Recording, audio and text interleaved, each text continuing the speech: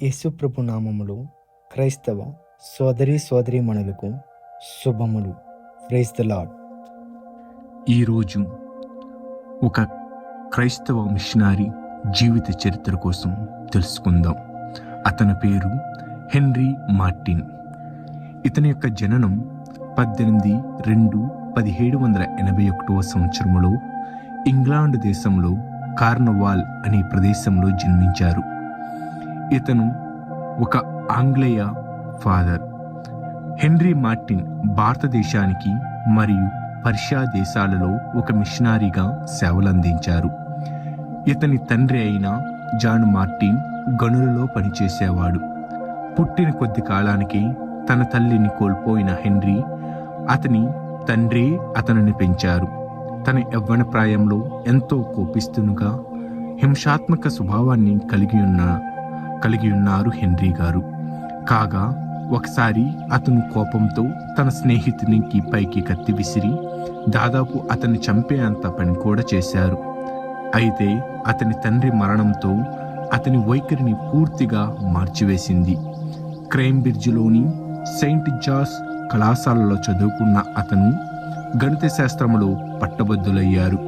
Church of ఇంగ్లాండ్లో ఒక సువార్థికునిగా సేవ చేస్తున్న చార్లెస్ సెమియస్తో హెన్రీ కలిగి ఉన్న సహవాసం అతనిలో ఉన్న విశ్వాసం ఎదుగుదలకు ఎంతోగానో తోడ్పడింది.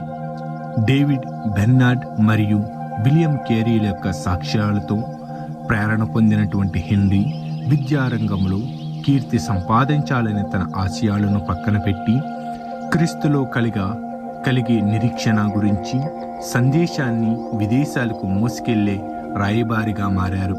కావున ఈస్ట్ ఇండియా కంపెనీ క్రింద ప్రార్థనాలయ అధికారిగా పనిచేయటకు అంగీకరించి 1806 సంవత్సరంలో భారతదేశానికి వచ్చారు. మొదట సేరంపూర్ను చేరుకుని అతను తరువాత దేనాపూర్ వరకు దేవుని సువార్త చాటారు. అతి త్వరలోనే అతను స్థానిక భాషలైన హిందీ, ఉర్దూ, బెంగాలీ భాషలను నేర్చుకుని సువార్తను ప్రకటించడం ప్రారంభించారు. అంతేకాకుండా తోటి మిషనరీలతో ప్రోత్సాహంతో బైబిల్ అనువాదాన్ని తన ప్రధాన కర్తవ్యంగా ఎంచుకున్నారు. హెన్రీ గారు భారతీయ ముస్లింలకు సువార్తను అందించుటకు ఏదైనా మంచి ప్రయత్నం చేయాలని అతను తలిచారు. అతను కొత్త నిబంధనను మరియు అంగ్లికన్ ప్రార్థనా పుస్తకాన్ని ఉర్దూ భాషలోనికి అనువాదించారు. అంతేకాకుండా పిల్లలకు కూడా తన సేవలను అందించి వారి కొరకు పాఠశాలను ఏర్పాటు చేశారు. అటుపిమ్మట ముస్లిం ప్రజలకు సువార్తను అందించుటకు మరింత సేవ చేయవాలని సంకల్పించి 1810 సంవత్సరంలో అతను పర్షియా, ఇప్పుడు ఇరాన్గా పిలువబడుతున్నటువంటి దేశానికి వెళ్ళారు. తను ఆరోగ్య స్థితి మరింత దిగజారిన లెక్క చేయకుండా అతను క్రొత్త నిబంధనను పర్షియా మరియు అరబిక్ భాషల్లోనికి అనువాదించారు. తదుపరి అర్మేనియం మధ్య సేవ చేయాలని వాంఛించి అతను 1812 సంవత్సరంలో గుర్రంపై కాన్స్టాంటినోపుల్కు బయలుదేరారు.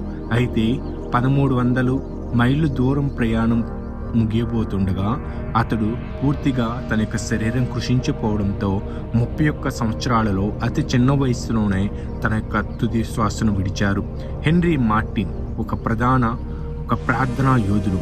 అతను తన జీవితమంతా లేఖనములపైనే ఆధారపడి దేవుని వాక్యములోనే తనకు విశ్రాంతిని ఆదరణను వెతికారు.